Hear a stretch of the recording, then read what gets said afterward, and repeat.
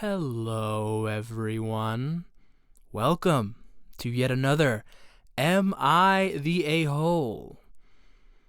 And this one is a special one, everybody, because this one is being read by the one, the only, Lord Frieza. Yes, that's right.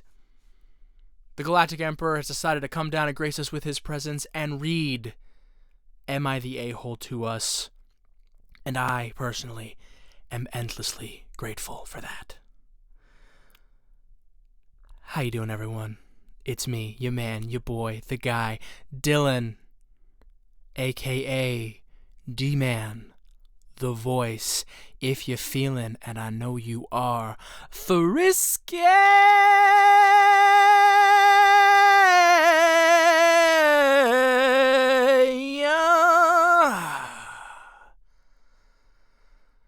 Don't forget to like, share, and subscribe. Peep the Patreon in the description, please. And let's get into it, everybody. Am I the A-Hole, as read by the one and only Lord Frieza? I'm so excited. Hello, everyone. It is I, Lord Frieza. And as my loyal servant told you, I am here to read Am I the A-Hole? Now, as with my servant, I have not read this yet. So, we shall begin reading now. Like, share, and subscribe to the channel, or I shall destroy you. Alright. Am I the A-Hole for kicking out my pregnant daughter to live with her boyfriend since she decided that she wants to keep the baby, but not be a mom? Oh dear. I'm really not the one to be talking to about family drama, I'm afraid. My father was a horrible man. I love him so. And my brother tried to kill me several times. Him I hate. Anyway, let's get into it, as my servant often says. Am I the A-Hole? Throwaway for obvious reasons. You are a coward! I'm 35 and the mother to a 19-year-old girl. We live in a state where abortion is legal. We love progressiveness. I had my daughter very young and I don't regret it, but I would never encourage it due to how hard it was. I had little to no support, and I would never wish the pain I went through on anyone. My daughter's father passed away when I was pregnant, and she has no stepfather. Oh, dear. It has always been just the two of us. I was kicked out of my house the second my family found out that I was pregnant. Oh, dear. No support from the family, although one could argue you made that decision when you got pregnant. Anyway, we continue. No questions asked, and we haven't been in contact since then. Yikes. I've since moved halfway across the country, and I will not even be reconciling. Oh. Okay, broken family. Could have guessed from the title. My daughter has been dating her boyfriend for roughly 4 years now. Her boyfriend? I did not misspeak. Don't pay attention to it. Her boyfriend is the same age as her and not a bad kid, but he is still a child in my eyes. They both are. Indeed. Her boyfriend still lives with his parents and refuses to go to college. My daughter wanted to be a nurse, but is now deciding that she won't pursue a career because she wants to be a stay-at-home mum. Forever. Indeed. She would have been going to school this fall, but decided to unenroll before it began. Well, children do tend to change plans, but That is a bit unfortunate that she's having to put her life on hold. Well, I suppose she's not having to. She's choosing to. But I digress. When my daughter came to me 2 weeks ago telling me that she's 2 months pregnant, I sat her down. I did not want her to go through the same things that I went through. I asked her how this happened, and she said that it was planned. Oh, dear. She and her boyfriend mutually decided that they wanted to be parents, and this horrified me because she knows all about the struggle we went through together and that I went through alone. I regretfully called her stupid. Oh, dear. And was upset, but told her that we can work through this together. Since she decided that she was keeping the baby, I gave her stricter rules, told her how it works, told her what's going to change, and that she will be getting an education under my roof. These terms are non-negotiable. Well, I suppose that's fair. That is fair. I'll leave my thoughts until the very end. This is a long one. Why did he pick a long one for me to read? I will have to punish him later for this. My daughter did not like these terms. She fully expected me to allow her boyfriend to move in, who is unemployed, by the way. Oh. Give her college fund as money to spend on the baby. The two of them as a couple, and whatever else she wants, not pursue an education, and still go whenever she wanted. Go out whenever she wanted. Oh, dear. I told her that I will watch her baby when she's at school and for a few hours a day when she does homework. I asked her... Oh, I did not misspeak. Pay no attention to it. I also said that I will watch her baby on Saturdays, and Saturdays alone, so that she can have fun and be somewhat of a teenager. Oh, that's mighty generous of her. I wish that I was given 1 day out of the week to recharge. Take a break from being a mom and enjoy my childhood. I know that is very lenient, but I love my daughter. Oh, she sounds like a good mother, doesn't she? That sounds very reasonable. We ended up arguing almost every day since, and my daughter's demands have gotten out of hand. Oh dear. She claims that they are very unfair, and I told her to look up what teen pregnancy is like and what motherhood is all about, because the conditions and rules I gave her are very, very lax. Lord Frieza agrees. I told her that if she will not abide by these rules, then she'll have to live with her boyfriend's family. She cried and yelled at me, but I put my foot down. Good for you! She ended up moving out 3 days ago.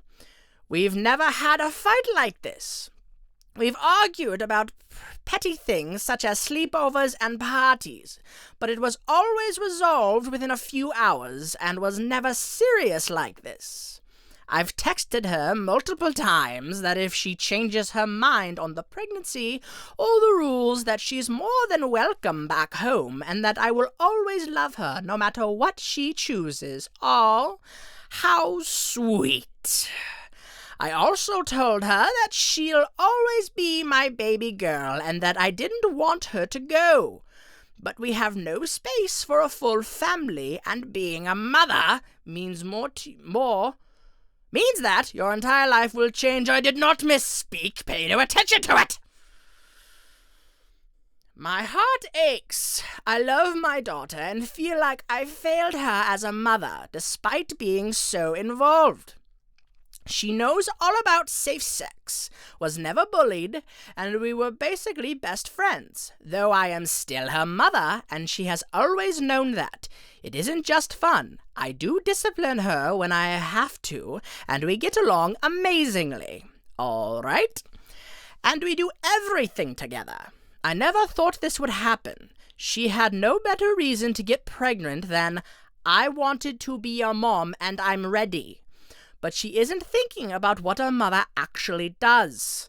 I know I made single motherhood look easy, quote, but it never was. I worked 2 to 3 jobs for the majority of my life and didn't eat some days so that my daughter never went hungry and always had nice clothes.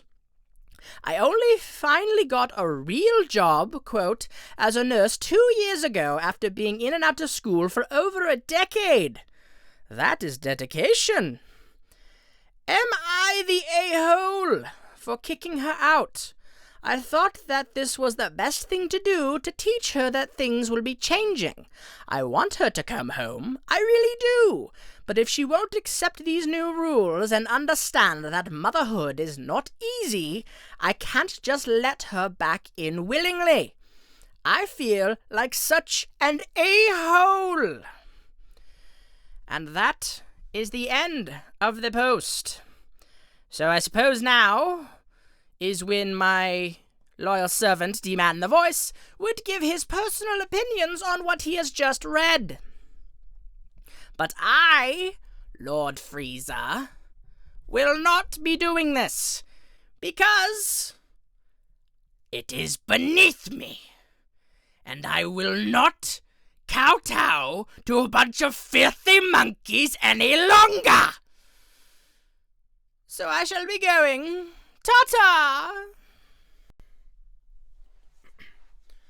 Thank you so much to Lord Frieza for that wonderful reading of this Am I the A-Hole article. Oh, I am just beside myself with how honored I am that he came here to do that for us.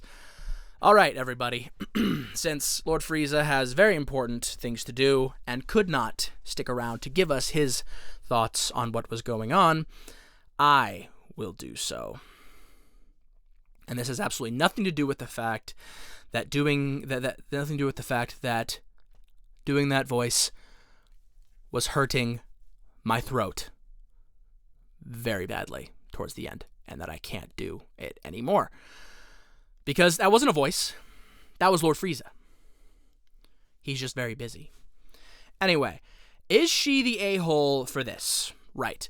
I was listening to Lord Frieza read this, and I gotta tell you, I don't think so, everyone. No, she is not the a-hole for this. It sounds like her daughter has no idea what's entailed in actually being a mother, because from what we heard from Lord Frieza is that she wants to just live there with her mother, rent-free, and have a baby, and have her, sounds like deadbeat bummer-ass boyfriend, move in, and just have a baby, and then just get to nothing will change about her life. Just nothing at all, right? Like, that's wild. That's crazy. Like, she thinks that she can just have a kid and nothing about her life will change. She can still go out all the time and do whatever she wants, and that money that her mom was saving for her to go to college is her money to do with whatever she wants. No, it's not. That's your mom's money. She's been saving that for you to go to school, and you've always known that. And then her mom didn't even say, like, she had to get an abortion. Her mom was just like, you can live here. You and your child can live here. But these are the ground rules, right? And all she asked was that she had to go to school. Like she said she gave her stricter rules, but didn't really clarify what those were. I imagine things like you don't get to go out all the time, you know, like you have to, like you don't have free time really anymore. It's school and baby is what your life is now, which, yeah, that's what your life is now. But she gave her all that. And then she even said that on Saturdays, she'd look after the baby so that her daughter could have a day off from being a mom. Like, that's insane. That's crazy. That's really generous. That is really generous of her to do that. Like, you know how many, like, young single moms out here struggling? Like, she knows she was one. Out here struggling, can't afford housing, barely afford food, can't afford nothing, right? And so here she is offering her daughter this amazing opportunity to live rent-free in a house, get an education, and get free childcare. And her daughter looks at that and says, "You're a horrible mother. You're awful. This is far too strict. And I'm just moving out. I'm moving out, and me and my boyfriend are going to go live with his parents." And it's like, are you kidding me? Are you actually kidding? Like, that is an insane opportunity, especially in this day and age, man. Everything's so expensive all over the place. And you have a crazy opportunity like that to live somewhere rent-free, free education, free childcare, and you're going to turn your nose up at that because it's unfair. Wow. I mean, her reaction really honestly speaks to the mom's point that she's not ready. She is not ready to be a mom. She is not mature enough for this responsibility. Like, this girl has some serious growing up to. Of course she does. She's only 19. Like, that's her mom's whole point. Like, she said, like, you're not old enough to be having this kid. But if you're going to have the kid, like, I'm going to do whatever I can to take care of you and help you, but here are my conditions. And those conditions are pretty sweet, man, I got to tell you. So her daughter turning up her nose at that is just, it's crazy to me, man. Like, there are so many young single mothers out there that would kill for an opportunity like that from their family. But no, she's not the a-hole. Her daughter needs to grow up. And also, having a baby with the deadbeat boyfriend, like, what a cliche, right? Like, come on. You could have had any type of dude you wanted to have, but you had to pick the unemployed dude, right? You had to pick the unemployed dude that still lives with his parents. I mean, at 19, living with your parents isn't that crazy, but like, being unemployed, living with your parents at 19, and having a kid, that whole thing, grimy, trash. Like, come on, what a friggin' Jerry Springer cliche that is, huh? Good God, like, you had to get pregnant by the dude who ain't got a job and lives with his parents. It's always the most unsuitable people that be having kids, man, I swear. Like, that kid has very little chance. Either that kid's going to end up in the foster system or with his grandmother if she decides to take him. But, like, Jesus, man. Nah. The daughter has some serious growing up to do. And the fact that she turned her nose up at that is insane to me. And mom's not the... I hope that things work out. I hope that she comes to her senses and comes back. This sounds like a really good mom, and that she really does care for her daughter. So, I hope things work out for them. But, yes, not the a-hole, everybody. Not the a-hole. And I'm sure Lord Frieza would agree. I mean, maybe not, though. He's kind of evil. Don't tell him I said that. He might be listening, but don't tell him I said that. Okay, everybody, and that is the end of yet another Am I the A-Hole? This is a very special episode because we got it read to us by the one and only Lord Frieza. I'm still so starstruck. I can't believe that our Galactic Emperor came down just to do that for us. Incredible. At least we're not Saiyans, right? Because I don't know if y'all heard what he did to them, but he didn't really like to talk about it, so don't tell him I mentioned the monkeys, okay? Don't tell him about it. Alright. Anyway, don't forget to like, share, and subscribe, everybody. Peep the Patreon down in the description. 3 tiers on the Patreon. Tier 1, folk tier. That's just general support, and you also get access to a private chat to chat with others in the community, other Patreons of mine. Amazing there.